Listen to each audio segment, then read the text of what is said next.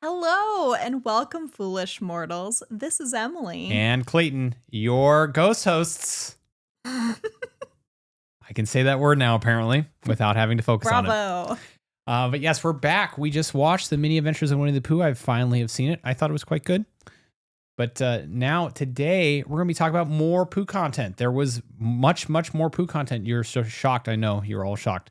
But today, we'll be talking about some more featurettes, Pooh's debut on the old television tube, and of course his lasting legacy, because we're all still talking about him 7 episodes in. I think without further ado, Emily. This is Make It Magical.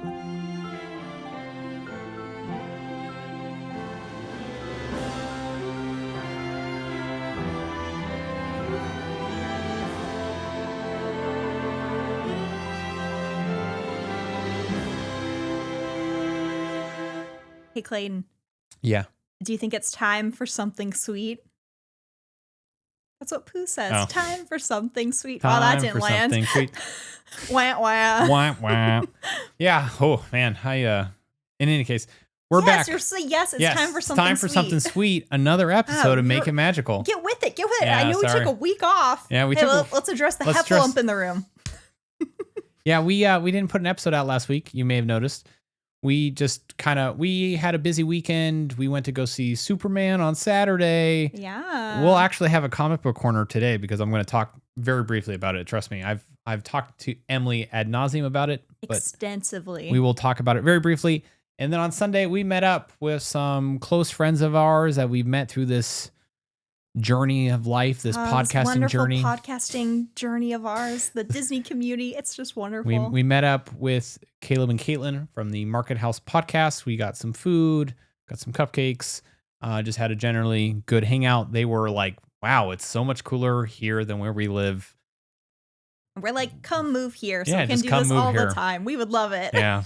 I don't have an in-law that you can move in though, so you're going to have to struggle to live here. But that's neither here nor there. Well, that's very fun. I'm so glad we got to do that. So we took a mental health weekend. Go check out their show. Go check out their show. Market House Podcast. It's Market House wonderful content. podcast. They do all kinds of fun topics. So we basically kind of took a mental health weekend, didn't record, and now we're back talking more Pooh. We actually watched a lot of Pooh Bear over the weekend. We watched Christopher Robin. We watched, what was the other one? Winnie the Pooh. Oh, Winnie the Pooh. How can you forget that? I don't know. From 2011. I really enjoyed Christopher Robin. Okay, don't That'll spoil be it. next week's episode. That will be next week's episode. Then we'll be coming back from the parks, doing all the Disneyland stuff. So we'll have a couple. Emily's already scheduled basically 2 episodes for a trip report. I feel like it's at least 2. I'm almost banking. I'm going to put my money on it. We're almost going to need a full episode probably just for the Walt animatronic show. Yeah? That's my feeling. The plan right now that Emily has said is 2 episodes for park trip recap, then 2 episodes talking about Pooh in the parks. You don't need to lay out the whole plan because most likely we're not going to follow it. Apparently, none of that matters. Wrong. Okay. Bad, Clayton. Can we go into comic book corner before we get started? Yeah, let's do it. Comic book corner. We have a comic book corner. Superman. Not really Marvel related, but Marvel adjacent. But you can find a way to tie it into Disney. Yes, I have a way to tie it into Disney. Great film. I'm not loved it. I am not a big superhero fan for the movies. Yes. I'm kind of indifferent. I will watch them. They're just not my favorite. Yeah. I really enjoyed it. I loved it. Now, I think there's probably some small criticisms I have. Here. The biggest thing, very rarely a perfect film. Yeah. As long as it matters, you enjoyed it, had a good time. The most important thing that they did is they got the character of Superman correct. I loved who played Superman. Oh my God. Okay, I'll stop. I'm not going to make you I just thought he did a really good job. Whoa. What do you mean you? No, whoa. I really like the actress who was Lois Lane and Lex Luthor, which I'd say those are the 3. If you're going to do a Superman film, you need to get them right. So I'm not just... I like all of them, not just Superman. No. I'm not really sure how I liked how that started. But you know who I like most? Me. You. Yeah, that better be the case. You're skull. Oh. I don't know. But yes, I thought they did Superman terrific. I thought they did Guy Gardner hilariously well done. I think that's the biggest thing. They got a lot of the characters that we care about very correct. And honestly, That's all that really matters, especially when you're trying to build a whole new expanded universe. I think the key thing is that hopefully this really takes off and it forces Marvel to. I said I hope it gives Marvel a kick in the pants. Kick in the red trunks. In the rear, in the Superman behind. Red trunks. Oh boy. We're not talking about Pooh yet, baby. But Pooh always makes his way in. So yes, hopefully it's going to Marvel a kick in the butt.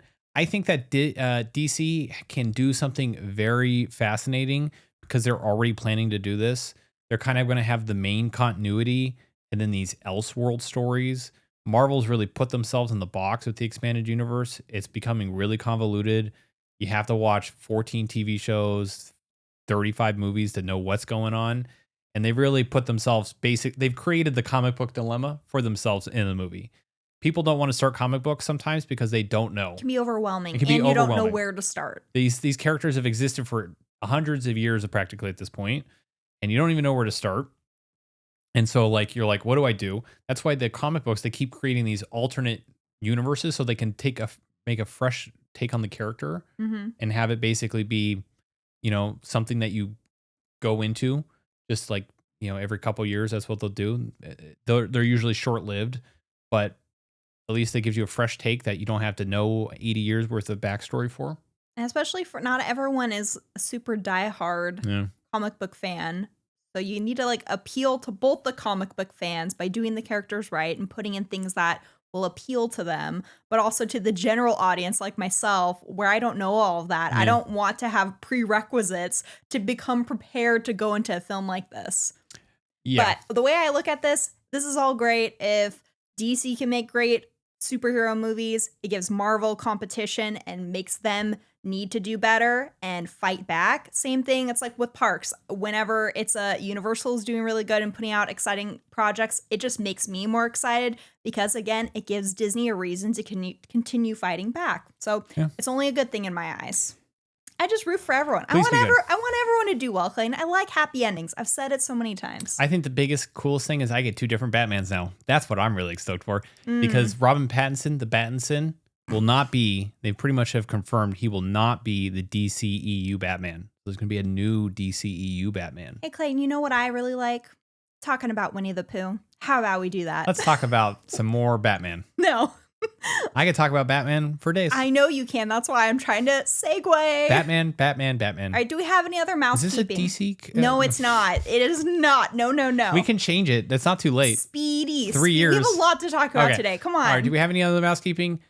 No. Just look out for, we're very excited. We're getting prepped for Disneyland. I'm making my list of all the things I want to do. Get ready, Clayton. We got a full schedule planned. Yeah, last night, to give you a view, last night, Emily's like, I have to show you something for you to get ready so you know something that's going to happen when we go to Disneyland. I said, well, why can't I experience it fresh in Disneyland? And then you can tell me about it afterwards. And she goes, no, that's not how this is going to work. You won't catch it if I don't tell you. No. It won't mean anything to you. You won't even notice it. That's the thing. So I had unfortunately finished some work late last night. I come upstairs in bed. She's waiting. Her phone primed, ready to go. She's like, I need to show you these 2 videos. I'm about to go to sleep, and she's trying to make a grown man cry, doing this Richard Sherman last verse dedication video. You know what it means for going on Small World. Could we not have done this 5 minutes before I was trying to go to sleep? It's so sweet. It's so touching. I think that's the key thing. Maybe there was a better time to do it right before I'm trying to go to sleep. But you know what? Now you're ready. Starting to cry. You're ready to go to Disneyland. You're ready to experience Small World. You will appreciate it to its fullest now. All right. Let's welcome. Get into what we've all too. Okay, here we go. Speaking of Richard Sherman, I actually have a quote from him. Oh, the Richard Sherman parallels keep coming. Look, I got the segues. I got the transitions. I'm ready.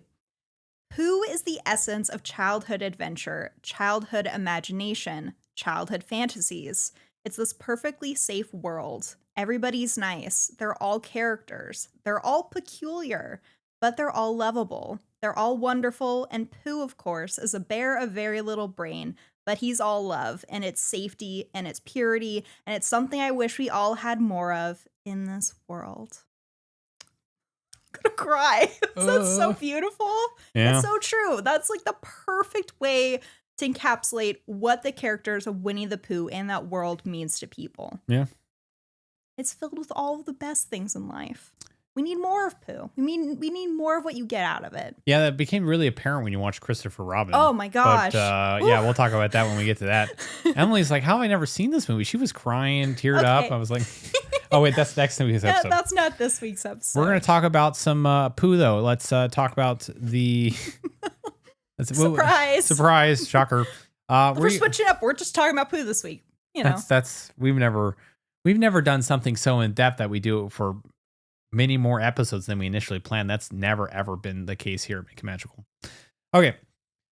The 100 Acre Wood Gang would remain a huge part of Disney's image and an even bigger part of their annual income. Cha-ching, cha-ching, cha-ching. Nothing that the Disney company loves more than those dollar bills. Clayton, stop it. Don't you taint Winnie the Pooh with your cynicism. I'm surprised they don't do more Winnie the Pooh hand-drawn animation movies. They would print money. Clayton, you're getting ahead of yourself. That's not a conversation. That's for next week. Sorry. Focus. We're talking about the next featurette. 6 years after the release of The Mini Adventures of Winnie the Pooh, Disney commissioned a fourth and final featurette based on A.A. Milne's stories titled Winnie the Pooh in a Day for Eeyore, where we see the creation of the game Pooh Sticks. I want to play Pooh Sticks. That's so cute. This was based on the 6th chapters of both books, Winnie the Pooh and the House on Pooh Corner. This was released in March 1983 as part of a double feature, the reissue of a little movie that we call here some of the greatest Disney animation work that's ever been done. Oh my gosh. Some of just a trying tale. You're not biased at all. Learning, ornery old magician Merlin. Make it snappy, the sir. Reissue of don't rush me when I'm talking about the Sword in the Stone. The reissue of the You're dragging. You're dragging. So it was aired with a reissue of the Sword of the Stone, except in Australia, where it was accompanied by a reissue of Bed Knobs and Broomsticks. No. Why is that in Australia? Why is Australia a Bed Knobs and Broomstick thing? Big? Are you wondering why I would have inserted a fact about Bed Knobs and Broomsticks? No, of course I know why you would have inserted a fact about Bed Knobs and Broomsticks, because that is the first movie that you and I ever watched together, sitting on your sister's couch. I mean, the funny part is it's the first Disney movie we watched together, but it's also just the first movie in general we've watched together. It's so funny. Didn't your sister's cat like lay on my lap too? And I was like, I don't know what to do with. I'm not a cat person. I don't know what to do right now. Look at you now. You've transformed. Yeah, look at me now. Neither one of my cats want to hang out with me except for when I come downstairs in the morning, because they know that's the time that they scream at me until I give them a couple. You're the treats. Man. This was directed by Rick Reinert. Additionally, the animation was produced by Rick Reinert Productions, which went uncredited. Uncredited. So maybe that's why it looks so, because it definitally has an interesting animation I said this feel. while we were watching. I'm like, this looks very different. So it was completely outsourced in animation? Wow. That's interesting. It would be the first Disney animated film since 1938 Silly Symphony short Merbabies to be produced by an outside studio. Sorry. Merbabies. Can we get a spin-off of Merbabies and make it Purr Babies so it's just little kittens? Disney, hit me up. I have the ideas. Don't give her any ideas. Is that interesting? That is actually, now I understand why it looks so. It makes sense. I mean, I would understand if it was on a cheaper budget, but even still, it just still definitely has an more. I'm trying to think. It's like almost like it belonged. Yeah, I can't explain it. Yes, we did watch the short. I had never seen it before until now. Yeah, I obviously had never seen it before until now either. Directed by Rick Reiner, the featurette featured the voices of Hal Smith, John Fielder, Will Ryan. Wait. So Hal Smith, he was the original voice of Owl. He came back. Oh, Ralph John Wright. Fiedler. He was the voice of Piglet. Will Ryan. So that's a new voice. He would voice Rabbit. Ralph Wright as Eeyore. And Paul Winchell, of course. Winchell. As everyone's favorite T.I. double G-er. Yeah, so actually quite a bit of the original cast decided to come back. They're like, of course I want to come back. Just wait until we talk about Christopher Robin, because that movie, I love Tigger. Okay, sorry. Hal Smith, who is the voice of Owl, additionally replaced Sterling Holloway as Pooh. Oh, So when did I can very much tell it sounds quite different. Yeah. So when did Jim Cummings come into the picture? Probably. Just wait. Don't worry. Jim Cummings is coming. Don't worry.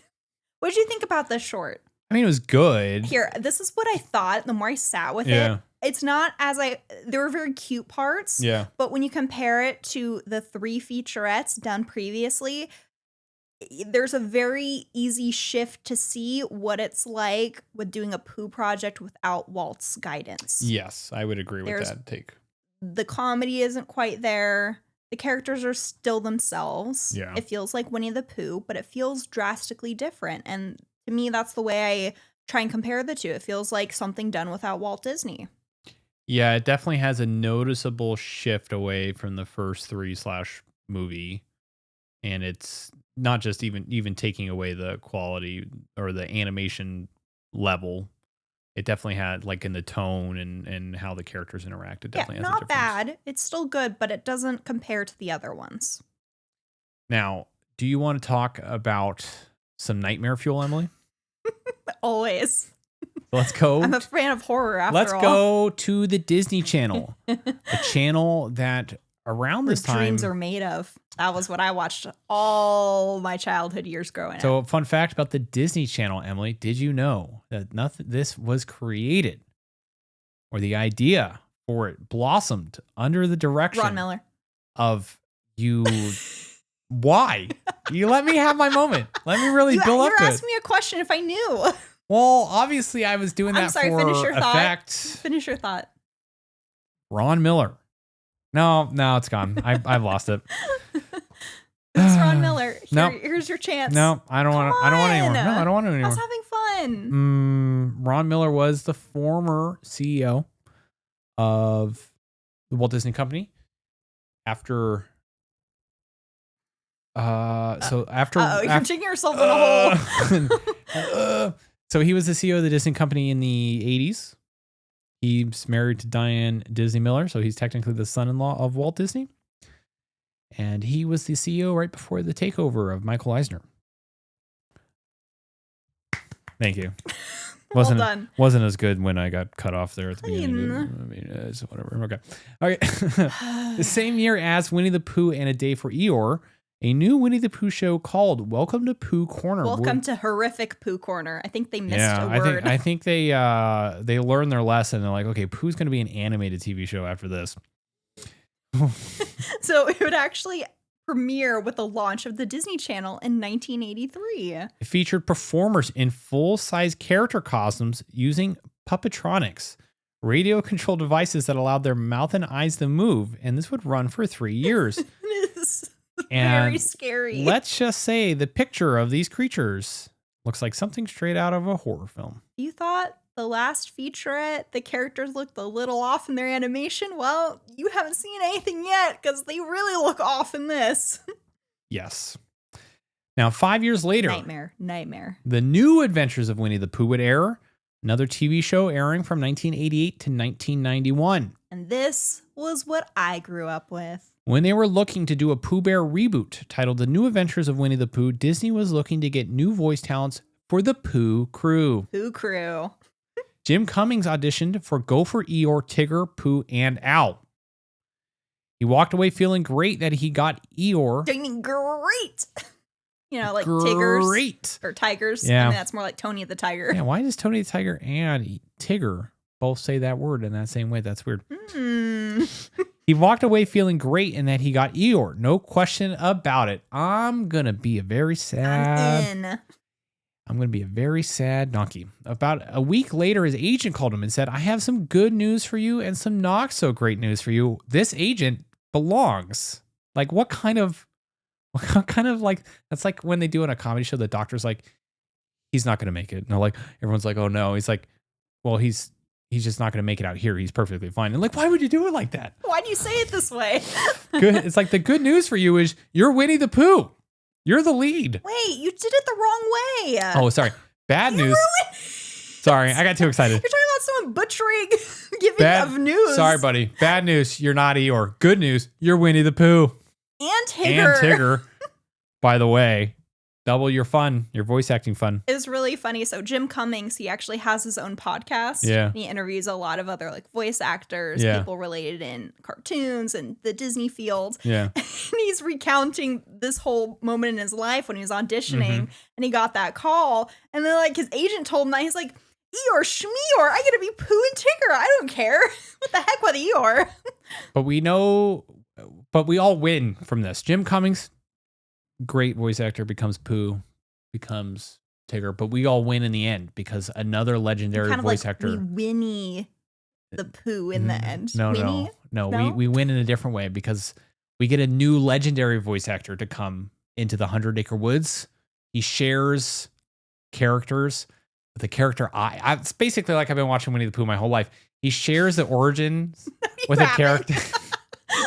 With a character I watched and adored growing up. Get to the point. Eeyore will now be voiced by Mr. Optimus Prime himself, Peter Cullen. You know, you could have done Jim Cummings and him being the voice with a little more gusto rather than Optimus Prime, Emily. This is not Optimus Prime hour, Clayton. Megatron must be stopped.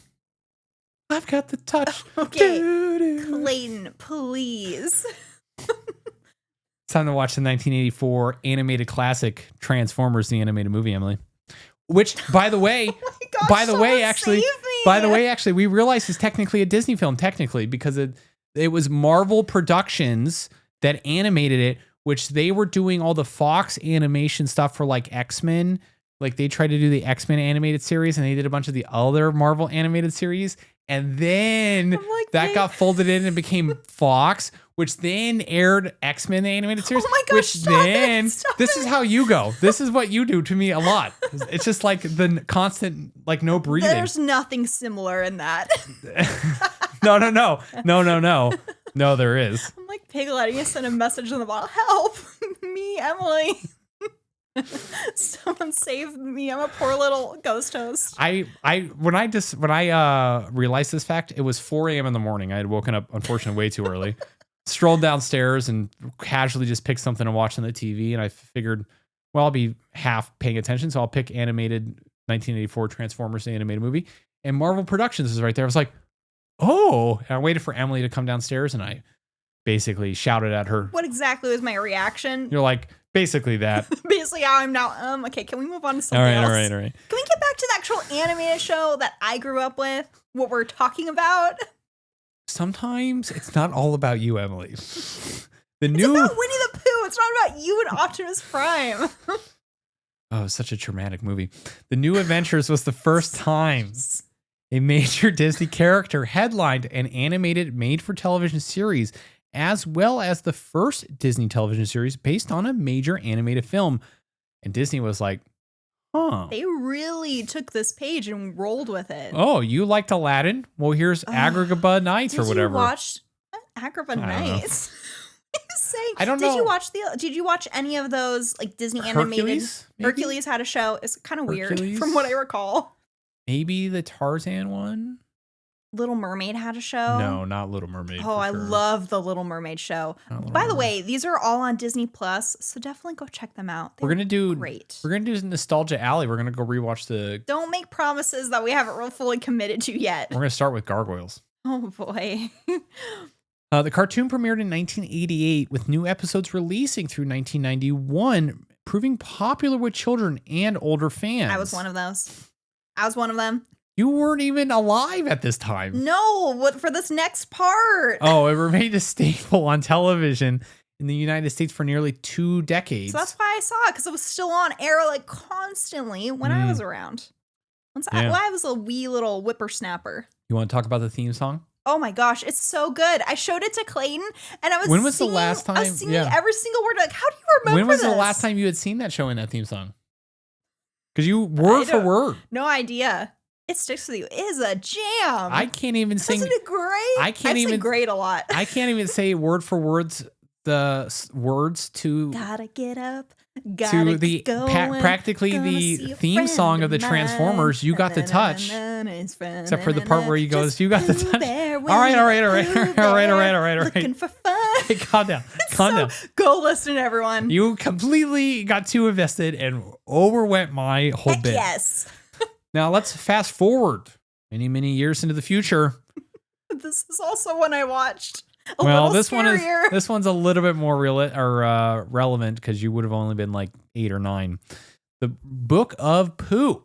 This ran on Playhouse Disney. This was like the early morning thing that they did, right, for children, young children. So it's more meant for like preschoolers. Yeah, I remember Playhouse Disney.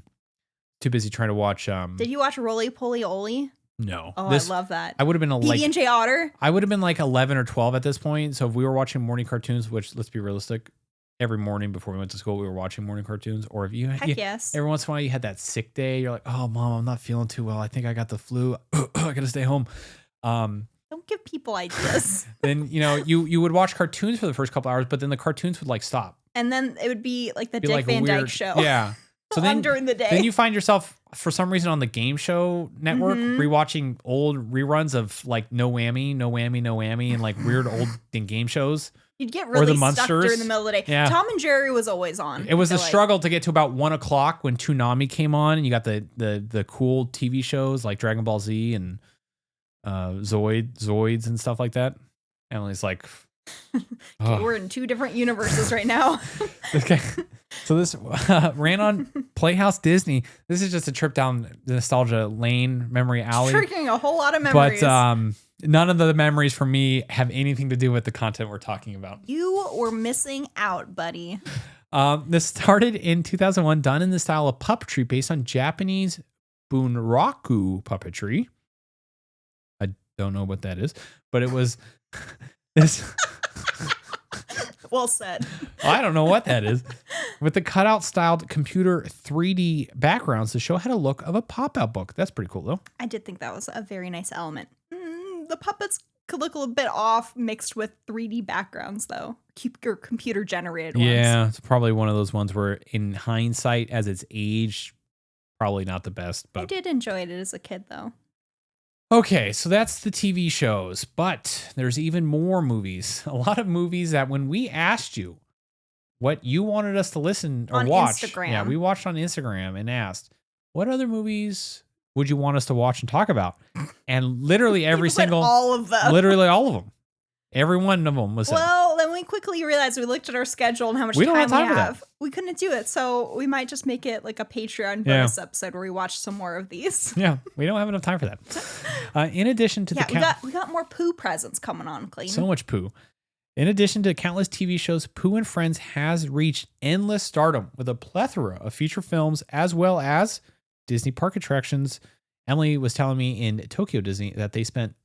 You're giving away my fun facts. That's coming later. Oh, I mean, that's just a spoiler. You'll have to wait to learn about that fun fact.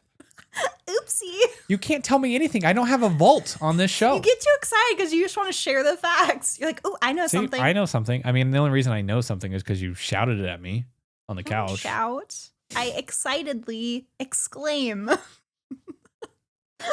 So let's talk about those Pooh movies, starting with a favorite of Wait, you missed some other fun things I got. As well as Disney park attractions entirely devoted to his world. He's had appearances in parades, shows, an entire buffet dedicated to him in the Magic Kingdom. Which we have been to. We have? Oh, yeah, that's the one in... The big family trip. Oh, that's right. There's the character where our niece was freaked out by all the characters. That's right, I remember that. I was a little freaked out too, I forget which character. Maybe it was Pooh. It was Piglet. Piglet put his hand on my sister's shoulder, and our niece moved his hand off her shoulder. Oh, she was so young back then. She was like a baby. That was years ago. Mm-hmm. That was insane. Pre-pandemic. Oh, I feel so old. All right, now let's talk about some old movies. Let's talk about some older movies. We got Pooh's Grand Adventure: The Search for Christopher Robin in 1997, and this was Disney's attempt at a direct-to-video sequel. This is, I know, some people's favorite Pooh movie. Mm-hmm. This is one I watched a lot with at least one of my sisters growing up. Interesting. It's a good one. You do need to watch it at some point. It's on the agenda. The Tigger Movie, which was released in the year 2000. A theatrical release, actually. The film was the first feature-length theatrical Winnie the Pooh film that was not a collection of previously released shorts. All original. It was the first in the original films in which Tigger is voiced entirely by Jim Cummings, who, as we said, was also voicing Pooh. following the retirement of Tigger's original voice actor Paul Winchell in the year 1999. Winchell was originally cast as Tigger when the film was under the working title of Winnie the Pooh and the Family Tree. But during the spring of 1998, Winchell participated in a single recording session for the film. However, he was dropped. This is really sad. From the project after the studio found his voice too raspy. That sucks. I mean, yeah, that's unfortunate. Jim Cummings had previously shared the role with Winchell since 1989 and provided his singing voice in most of the later projects with Winchell as the character's speaking voice. The film features original songs written by the duo the Sherman Brothers. Oh my goodness. This just keeps coming. The Sherman Brothers are a gift that keeps giving, Clayton. I just keep thinking about that verse short you showed me yesterday. It's just like, it gets you where it hurts. I was just like all those pictures, and I'm just sitting there, and I'm like, go search it if you have no idea what Clayton's talking about on YouTube. It's called The Last Verse. The Last Verse, yes. Ugh, and it should just be on Disney's YouTube channel. They actually hadn't written a song for a Disney feature in over 28 years. Their last fully original feature film score was for the Oscar-nominated film. Oh, this also just keeps coming back. Bed Knobs and Broomsticks, a movie I still do not understand at all. We need to watch it again. This is a historic film in our relationship, Clayton. It goes down in history. Well, it's the start of our lava. We have a Blu-ray copy of it in here somewhere because your sister pawned it off on us. Where is it? It's historic. Where is that thing? I should have it on a pedestal like it's a museum, an artifact. I don't even think I have a way to play said Blu-ray thing, so that'll be an interesting. Oh, it's also on Disney Plus. Yeah, that's Don't worry, you have a way. The Tigger movie holds a very sad milestone as it would be the last film work for the Sherman Brothers together. Oh, it just keeps saying the punches at Clayton and make him cry today. I had always wondered this because I know Richard Sherman just passed in the last year. Trying to think of when Robert Sherman passed. That was answered when I watched that verse. It passed 12 years prior in 2012. The shots just keep coming. I don't know how to lighten this up. It's very sad. The passing of an age here at the Tigger movie. Originally, the film was slated for a direct-to-video or television release in 2001. Until then, Disney CEO Mikey Eisner said, "Hold that phone." I mean, I think I just typed that in as if he's saying it. I don't think he really said "hold the phone." He's like, just to be clear. He's like, "What? We got gold on our hands here." He heard the Sherman Brothers songs, and it was so well received that the project's priority level moved up to now release in theaters worldwide a year early. No. That's a tongue twister. Too late. Fun fact, everyone. Although it was recorded and sung by Paul Winchell, I don't know, in Blustery Day and heard on some of the Pooh record albums, the second verse of Sherman's Tigger song was never performed on screen until the Tigger movie that again released in 2000. Yeah, so the full version, that's where it's at. That Piglet's big movie. Yeah, he got his own moment to shine. Now, there's not really much on this that I could find, but this also came out. It was another theatrical release. This one I did not see in theaters. However, the Tigger movie I did, and from my very vague and fuzzy memory, I do remember it being a very heartfelt story and a little bit sad. The Piglet film movie? No, for the Tigger movie. No. I have no idea what the Piglet. Oh, you've never seen Piglet's movie? Yeah, I've never seen that. So, Pooh's Heffalump movie, which was also a theatrical release, released in 2005. Did not see this one either. This is the final theatrically released film to feature voice actor John Fiedler as Piglet. It also marked the final Winnie the Pooh film to be released in Fiedler's lifetime, as he would pass 4 months later. That's very sorry. I don't have something to liven up this section on Pooh's Heffalump movie. There's a lot of really somber moments in this. Further, some time would pass. They would take a break from these Winnie the Pooh films, whether it just be direct to video or even theatrical. They just completely took a halt. And then it came time later on where they wanted to revive the Winnie the Pooh franchise. They felt it was time to appeal to modern audiences and reintroduce these characters to a new generation. That's when we got Winnie the Pooh from 2011, which came out in theaters. We'll talk more about that in next week's episode because we actually have a whole lot of information on the making of that. Surprise. Shocker. I know. And then after that, they would come out with Christopher Robin, also a theatrical release in 2018.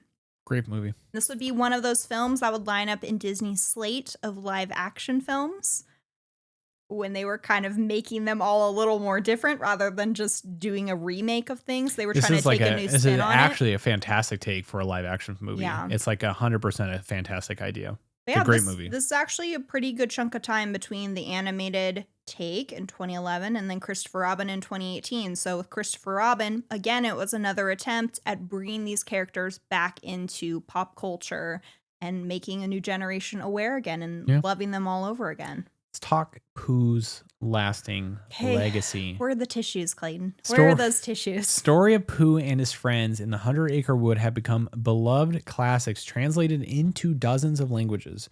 Disney's adaptations and representations of Pooh and Friends have held relevancy and resonate deeply with fans of all ages.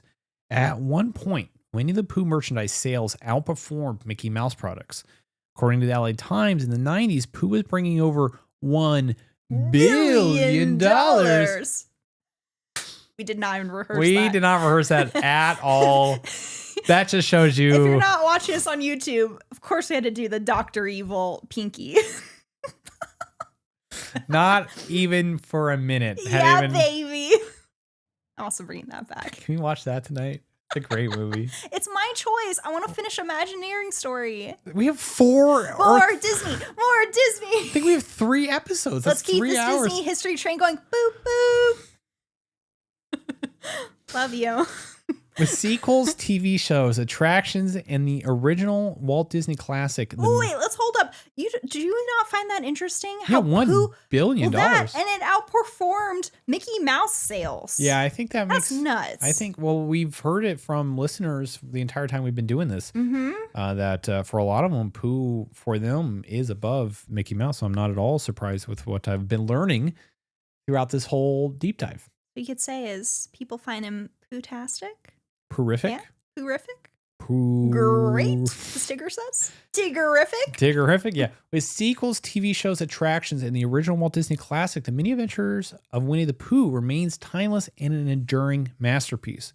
While introduced by A.A. Milne almost a century ago, and was something so closely and personally connected with the author, Pooh Bear, Piglet, Tigger, and the rest of the gang are just as much a large part of the Disney family than any other character. They fit in perfectly while still shining, bringing with their own unique charm. There's no characters like those in the 100 Acre Woods. They have their own. Or outside the 100 Acre Woods. And whatever. Like Milne's connection to his son. Connection to his son when creating the stories, and Walt's connection to his daughters when reading those same stories. The Many Adventures of Winnie the Pooh in turn has become a classic for generations to come, with parents now introducing and enjoying it with their children. That's sweet. Yeah. It's like it started with a father and his son reading stories together, and that inspired and later would bring Walt to hear his daughters laughing by reading Winnie the Pooh. Yeah. Again, it's the nighttime stories that children read and seeing how much joy it brought. So him as a father said, you know what, if it brings my daughters this much joy, I have to share this with the world and try and expose more people to this. Yeah. And then because of that, with Disney's take on it, it's gone on to introduce all these people to Disney's take and then go back and read the books. Yeah. So it all goes full circle. And that's a thing that parents grew up with. And now they can share it with their children, and it just goes on and on for each new generation to come. And no, it's a tremendous thing. It's an immense beautiful masterpiece that has been created. Stands the test of time. A true vision realized where Walt knew Winnie the Pooh would become something loved by all and would stand that test of time. It celebrates the precious and wondrous years of childhood and welcomes in people of all ages to keep the childlike wonder in their hearts. It's always there waiting for anyone and wherever they need it. Winnie the Pooh is timeless in every sense of the word, while it continues bringing endless joy to the world like it once did for the Disney family. Winnie the Pooh will forever hold this lasting legacy of being Walt's last great achievement. Clayton, doesn't that just make your heart all fuzzy? Got goosebumps. You did? Yeah. Oh. It's a tremendous story. The whole Winnie the Pooh, the whole way from the whole world, the characters, the fact that it's lasted basically for 100 years and is still so relevant, so loved by seen everywhere, every new generation. So it's tremendous. I think they did a great job when they adapted this. That they managed to, really. They created something that's lasting. Yeah. That's forever. Yeah. I feel like with any project, that's all you can hope for, is that it will remain in people's minds and affect them something on a much deeper level. And that's exactly what Winnie the Pooh and all of his friends in this world, that's what it's done for people. It's given them something to find joy in, to bring that warmth that you want to find in the world. Like, it's a place for people to go to and always feel like they're welcome and can find happiness and joy, even if maybe the rest of the world or things going on in their life may not reflect that. Like, Winnie the Pooh is that place for people to go to when they need it. Yeah. It's fantastically done. I think he's got a lasting legacy. We talked about him for 7 episodes so far. You can almost say Winnie the Pooh is kind of a big deal. He's kind of a big deal, this Winnie the Pooh, this bear. Well, not just a small smack roll of a deal, a big deal. I need more. Whole honey pot of a deal. I need a lot more than just a small smack roll of honey. But that's been his lasting legacy from the mini adventures of Winnie the Pooh in the 70s all the way up to modern day. We will be back next week to talk about, as Emily said, a return to the 100 Acre Woods, both in animated form and in live action. Yes. Via Christopher Robin. Yeah, so actually, just to give a little background for Winnie the Pooh, the 2011 film, I had seen it. I'd seen it a couple times. This was Clayton's first time watching it. Christopher Robin, this was both our first time seeing it. So we'll give a little background information, the history of making both of these, and then, of course, end it with a discussion on what our actual thoughts are on both films. Yeah. And from there, that's actually where we'll cap it off on our Winnie the Pooh content. Do, like Clayton mentioned earlier in the episode, a nice Disneyland trip report, share all the things and fun things we got to do and our opinions on what we got to experience, all that fun stuff. And then we will get back to Pooh and him in the parks. So lots of fun stuff coming up. We'll be in the parks next week. If you're there, say hi. If you want to follow us along on Instagram at Make It Magical Pod, I'm sure we'll be posting fun stuff that we're doing, some stories. And if you want to follow along and enjoy, no spoilers. We'll be very tasteful in what we post. But I think with that for this week, Emily, I think we're good. Thanks for joining us, and we just hope that you've been really liking this Winnie the Pooh series we've put together so far. Yeah. Well, I think with that, remember to be kind to each other, and let's make it magical. Hi, everybody.